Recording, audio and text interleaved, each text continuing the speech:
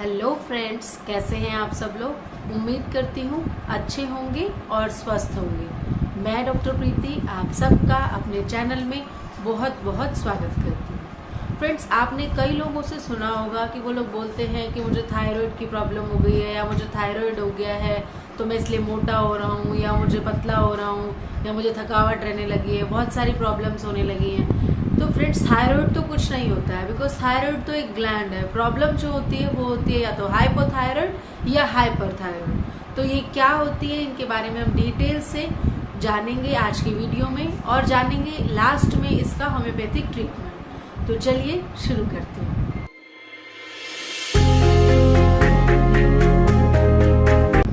सबसे पहले, अगर आप मेरे चैनल पर नए हैं तो मेरे चैनल को सब्सक्राइब करना बिल्कुल मत भूलिएगा।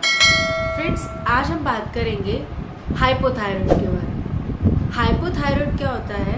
जब हमारा TSH लेवल जो है वो बढ़ जाता है, T3 T4 हार्मोन्स का लेवल जो है घट जाता है। असल में हाइपोथायराइड को समझने के लिए आपको पता होना चाहिए कि थायराइड क्या चीज़ है। थायराइड जो है वो एक ग्लैंड है जो हमारे नेक में सिचुएटेड है, बटरफ्लाई की शेप की होती है वो, और कंट्रोल होती है पिट्यूटरी ग्लैंड से, जो जस्ट हाइपोथैलेमस के नीचे होता है हमारे ब्रेन में। तो हमारे ब्रेन में पीछे के हिस्से की तरफ होता है हाइपोथैलेमस, उसके जस्ट नीचे होती है pituitary gland, and pituitary gland control करती है हमारे थायराइड को।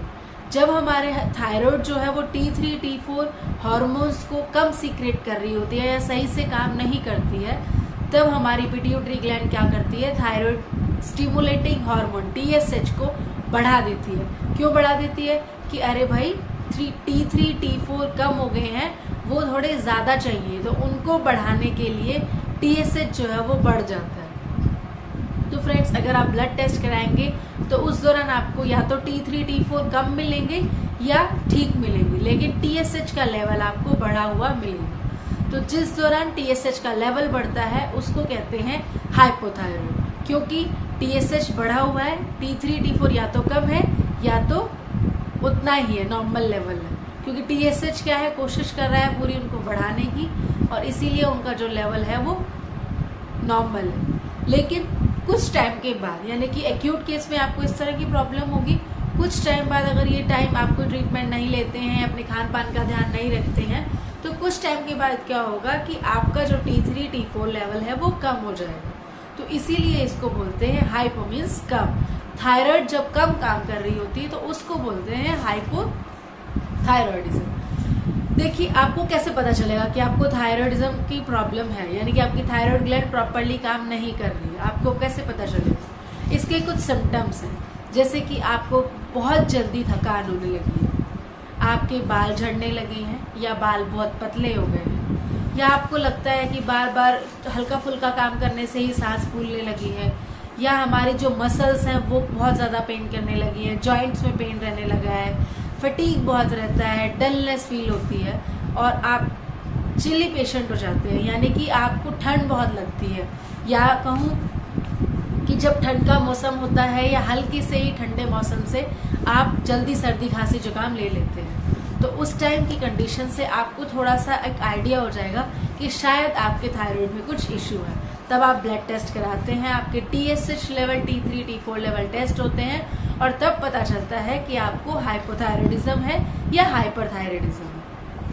आज हम बात करेंगे स्पेशली हाइपोथायराइडिज्म के बारे में, क्योंकि हाइपोथायराइडिज्म में आप क्या डाइट लेंगे और क्या नहीं लेना चाहिए, उसके साथ ही इसका क्या ट्रीटमेंट लेंगे कि आपकी प्रॉब्लम्स जो है वो खत्म हो जाए। हाइपोथायराइडिज्म में क्या होता है, जैसे कि मैंने आपको बताया, इस तरह के सिम्टम्स आपको आएंगे, उसके साथ ही आपका TSH का लेवल बढ़ा हुआ होगा। तो इसीलिए आपको कुछ डाइट कंट्रोल करनी पड़ेगी। आपकी डाइट में होगा, मान लीजिए आप पत्ता गोभी, यानी कि क्रूसीफेरा फैमिली, पत्ता गोभी, फूल गोभी, ब्रोकली, इस तरह का खाना आप नहीं खाएंगे। सोया चंक्स या सोया मिल्क, सोयाबीन की बनी हुई चीज़ें भी आप अवॉइड करेंगे, और बाकी आप सब फल सब्जियां खूब खाइए, सारे अनाज खा सकते हैं, कोशिश करिए आप अनाज मोटा खाएं, सारी दालें खा सकते हैं, सारे बीन्स खा सकते हैं, नट्स खा सकते हैं। सेलेनियम जिन जिन चीज़ों में ज़्यादा होता है, सी फूड आप खा सकते हैं, आप अंडा भी खा सकते हैं, दूध और दूध से बनी हुई चीज़ें भी आपके थायराइड को कंट्रोल करने में आपकी काफ़ी हेल्प करती हैं। तो फ्रेंड्स, ये था एक डाइट जिसको आप फॉलो करते हैं तो आप अपने थायराइड को कंट्रोल कर सकते हैं। उसके साथ ही कुछ फिजिकल एक्टिविटीज़ भी हैं, उनको भी आप करेंगे, यानी कि आप वॉकिंग करते हैं, थोड़ी सी एक्सरसाइज करते हैं, योगा करते हैं, आप अपने फिजिकल एक्टिविटीज़ करते हैं करीब 1 से 1.5 घंटा दिन में, तो उससे भी आपका थायराइड कंट्रोल होने में काफ़ी मदद मिलती है। अब जानते हैं प्रिवेंटिव मेडिसिन।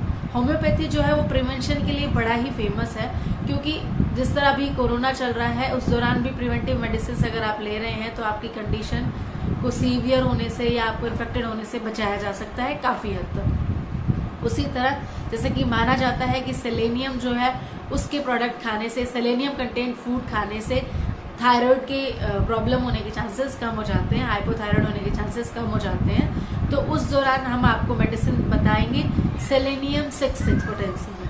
आप सेलेनियम 6/6 पोटेंसी में 2-2 टैबलेट सुबह शाम लेंगे तो आपको होने वाले चांसेस जो हैं हाइपोथायराइडिज्म के, वो चांसेस थोड़े से कम हो जाएंगे। ये आपने कब लेना है एज अ प्रिवेंटिव? अगर आपके जेनेटिकली, क्योंकि ये जो है या तो ऑटोइम्यून डिजीज की वजह से होता है, यानी कि खुद से सेल्स अपने आप को डिग्रेड करने लगती हैं, या फिर होता है जेनेटिक प्रॉब्लम की वजह से, यानी कि आपकी फैमिली में किसी को ये प्रॉब्लम रही है तो डेफिनेटली फैमिली टू फैमिली ये आप में आ सकती है। तो उन केसेस में, जिन केसेस में आपको होने के चांसेस ज़्यादा रहते हैं, उन केसेस में आप सेलेनियम 6/6 पोटेंसी में ले सकते हैं एज अ प्रिवेंटिव मेडिसिन। उसके साथ ही आप साथ ले सकते हैं काली आयोड। काली आयोड की 30 पोटेंसी हफ्ते में 2 बार, यानी कि वेडनेसडे और संडे 2 दिन आप लें, फिर अगले हफ्ते उसको रिपीट करें। तो ऐसे आप काली आयोड अगर लेंगे तो ये भी आपका प्रिवेंशन करेगी, आपको थायराइड से होने वाली दिक्कतों से बचाएगी। उसके बाद हम बात करते हैं कि अगर आप थायराइड आपको हो जाता है, आप हाइपोथायराइड से परेशान हैं, तो आपका वजन बढ़ रहा है और आपका मेटाबॉलिज्म जो है वो सही नहीं है, आपको कॉन्स्टिपेशन की प्रॉब्लम हो रही है, ये सारी दिक्कतें आ रही हैं, तो उस दौरान आपको कौन सी होम्योपैथिक मेडिसिन लेनी चाहिए? सबसे मैं अभी आपको एक कॉम्बिनेशन बताती हूँ। उस कॉम्बिनेशन को अगर आप लेंगे ना तो आपको काफ़ी ज़्यादा मदद मिलेगी थायराइड को कंट्रोल करने में। सबसे पहले बात तो मैं आपको बता दूं कि अगर आप एलोपैथिक मेडिसिन ले रहे हैं या कोई भी मेडिसिनल ट्रीटमेंट कर रहे हैं थायराइड का, हाइपोथायराइड या हाइपरथायराइड किसी भी चीज़ का, अगर आप होम्योपैथिक ट्रीटमेंट लेना चाहते हैं तो तुरंत दवाइयाँ बंद करके शुरू ना करें।